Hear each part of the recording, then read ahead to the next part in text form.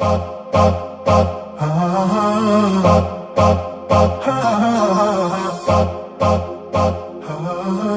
alaikum. I'm Zaki Bika and you're with us in the lab, empowering, inspiring, and informing our viewers. The family is the first building block composed of individuals.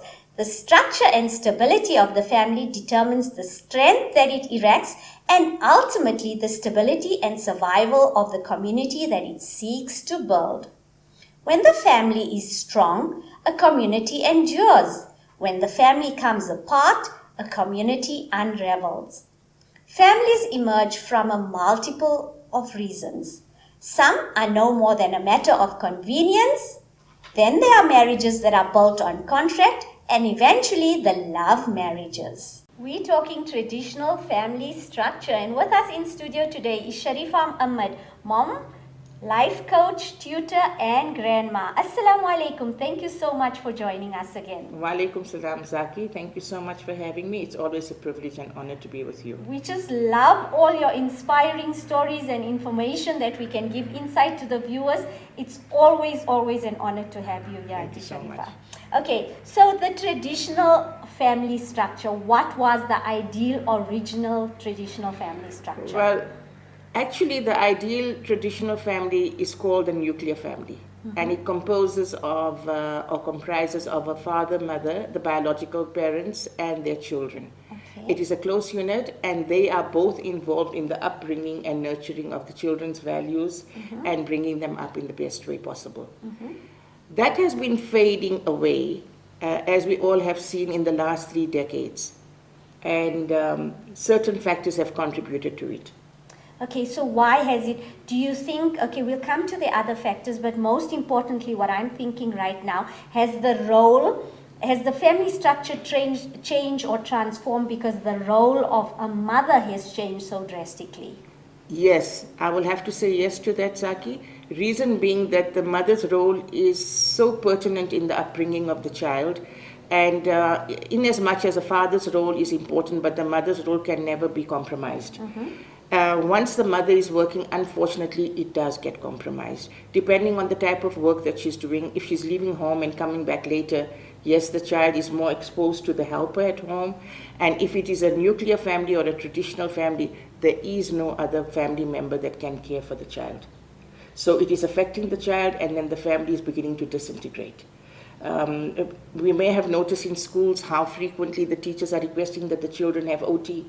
They have psychological assessments done, and all these are signs and results of the fact that the children are not getting a wholesome upbringing at home. Okay, so Auntie Sharifa, you mentioned that it's changed or transformed over the past 3 decades. Hasn't, how does a mother come, I mean, it's been a long time, 3 decades, 30 years. I'm sure we could have adjusted and used this time to adjust and not compromise the family situation so much. I'm talking from a mother's point of view now. Absolutely. The thing is this, that values have changed. All right. Once values change, too much gets compromised. They say the state of a nation is judged by the state of the family. Yes. And unfortunately, everybody is out there to just get more. They want more of everything. They want more degrees. They want more money. They want more materialistic things. They want more holidays. Yes. And if you're aiming for more holidays, you have to be earning more to be able to achieve that. Not realizing that sometimes what you're running after is not what you actually need. Yes. This is the sad part. So the traditional family has definitely declined, and this is a real tragedy.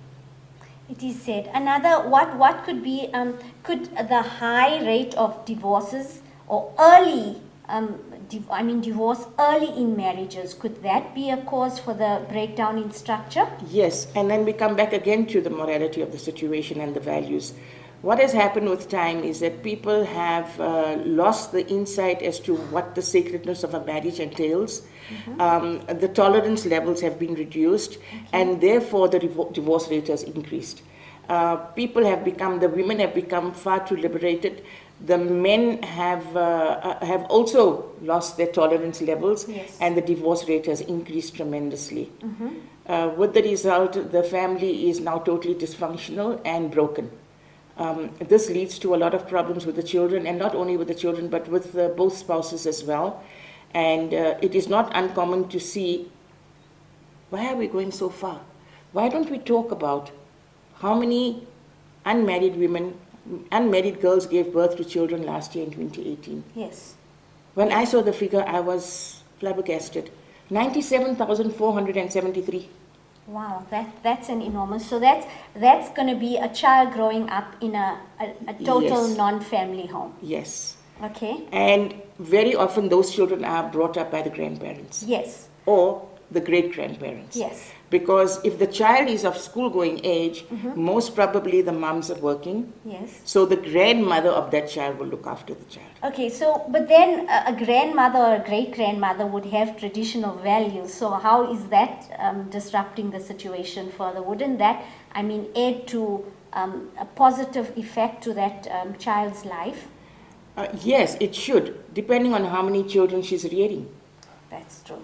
That is Very true. often the case is this, that because this problem has become so common and so many children are giving birth without being married, the children, there are about 3 to 4 children that the great-grandmother has to care for. Yes, that's And true. we cannot overlook the fact that chronic diseases are on the increase, and most of these great-grandmothers are suffering from high blood pressure, they are suffering from cholesterol.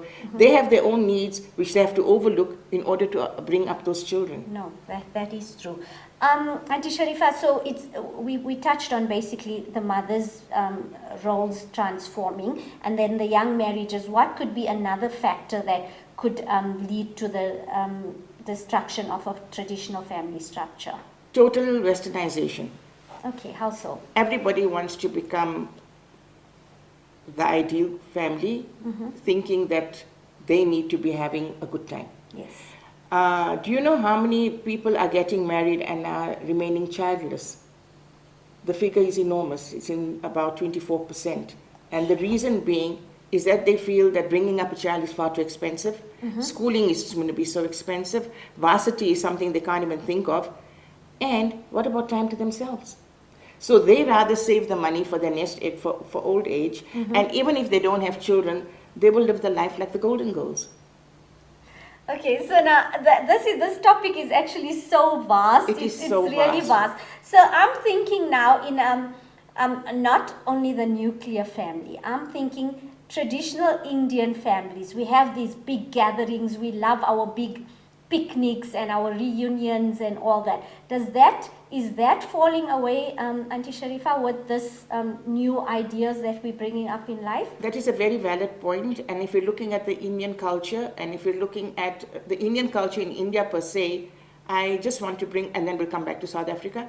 In India itself, the traditional weddings are still being held, Okay. but the partners that they choose are being chosen either through a directory, through advertising, or some cases the children are getting married but they are not happy, they're just doing it for their parents. So the Okay. divorce rate is on the increase. Okay. Gay marriages are on the increase, and so you see over there also Already, there's already a there's- fracture, there's yes, already a crack over there. definitely. Then if you come to South Africa, we are having the weddings, and in certain instances we're doing away with them. There's good and bad in it. Okay. The good in it is that if we're having the marriages as traditional weddings, that is good. But sometimes the parents and the children feel that they'd rather be saving to their future, Yes. which I think is a better way to go. And I've also noticed that in the marriages that the children are having, the rate of divorce is very high. So what has contributed to that is again the morals and the tolerance levels. What has been found is that the children that go into marriage are so busy preparing for the wedding that they don't prepare for the marriage. Yes, that is true. So all these are basically negative points and breakdowns in this family structure. Let's reminisce a bit and go back and think about maybe when, like in the days that you were young and you had a function, Yes. and the entire family is there. We nowadays, if we have a function or whatever, you basically invite them, Mr. and Mrs. Yes. We excluding all the kids. Yes. Is that breaking down our structure as well? Definitely. I mean, if you look at our grandchildren, I am elderly, so I can tell you about the grandchildren. I was just looking at how important it is for me to prepare a family tree for them.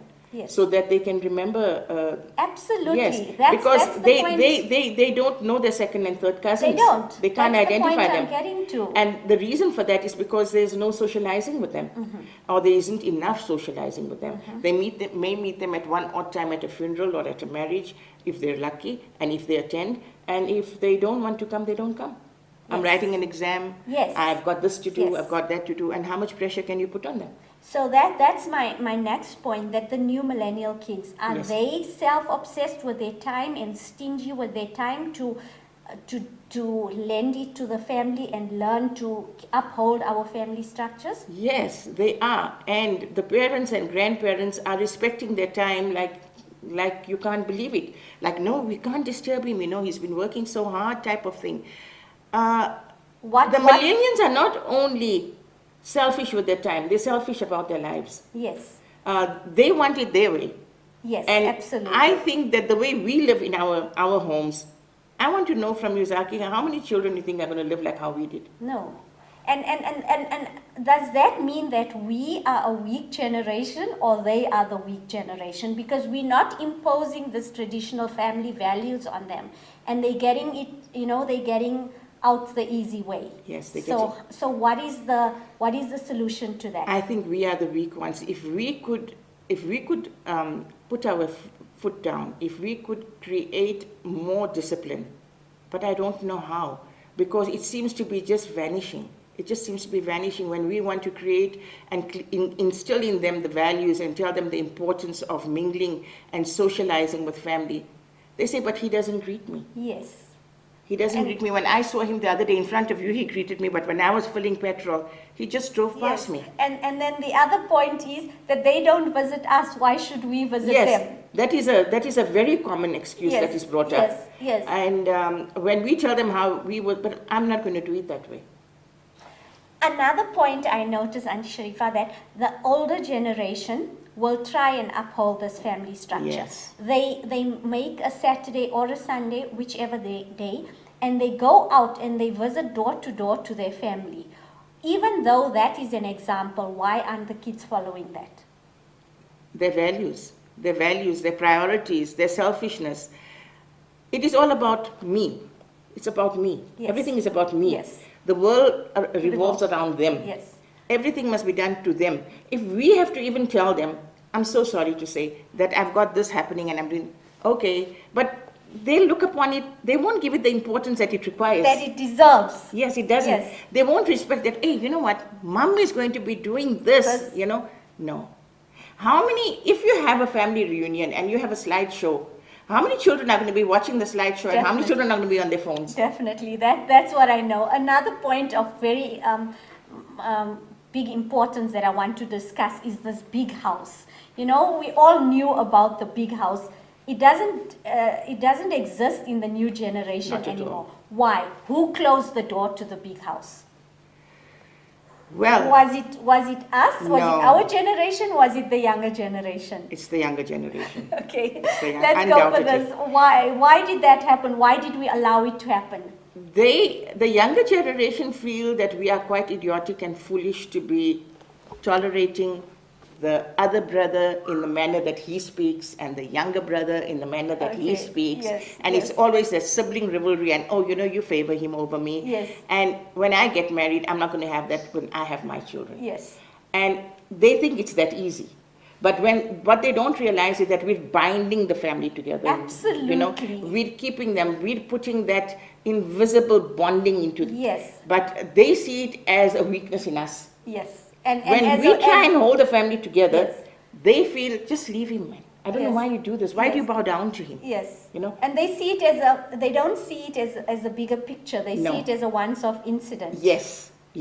And in that incident as well, the main person in that incident is him or her. This is all making so much sense. Yes. And now it's, all coming together. Another quick question.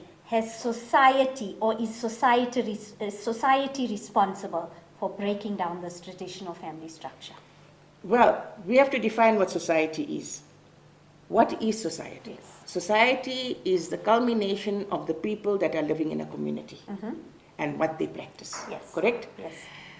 Society is to blame because society is tolerating it. Yes. If we as a community could, the elderly people say that we demand that one day a month or one day in 6 months, we're going to have a reunion of all the people, all the residents of Erasmia. Yes. Like we had the massive tar. Yes. Something to that effect. Yes. And all the children are going to be preparing everything. Okay. Something yes. to that effect. Yes. You know, we want all our youngsters to show us how they can shine. Yes. And then we sit back and watch them.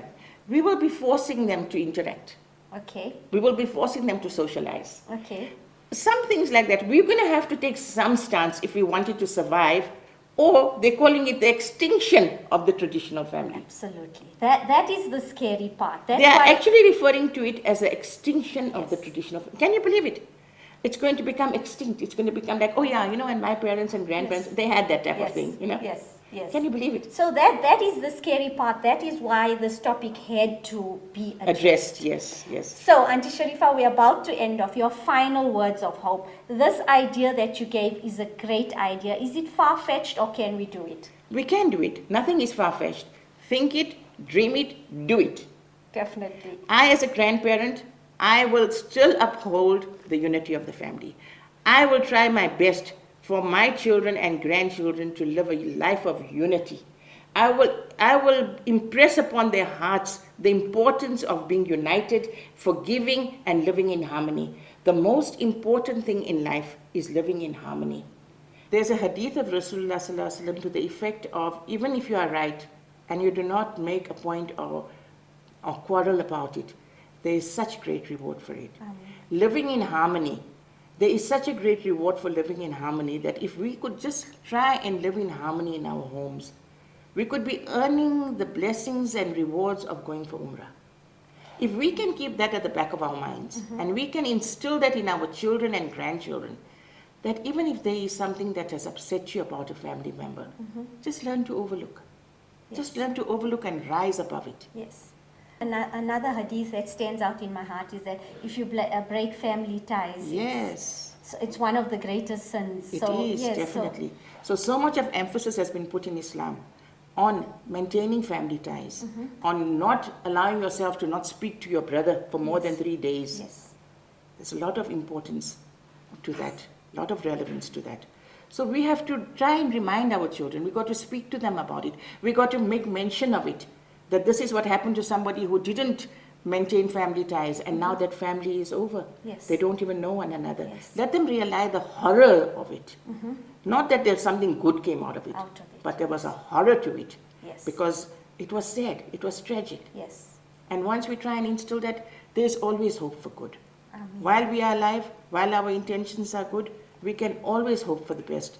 And we must persevere towards it. Yes. We must. And practice We must that practice. point. We must implement. We must be the living examples. We Yes, are the living role models for our children. Absolutely, absolutely. And if we're not going to get it right this time, then eventually it is going to be extinct, and that is not what we want. Yes, that's not what we want. Absolutely. Jazakallah so much. Zaki. Thanks, Auntie Thank you Sharifa, so once much. again. We really look forward to all your information and insight. Thank you so much.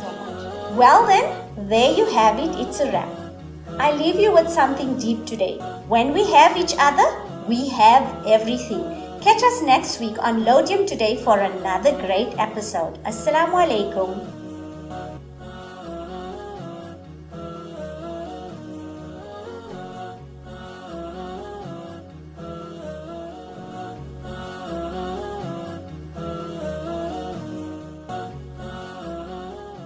Watch our episodes on YouTube and subscribe to our profile. Also, stay in touch on Facebook, WhatsApp, and Instagram, and we'll keep you up to speed with topics coming up next week. Don't miss an episode.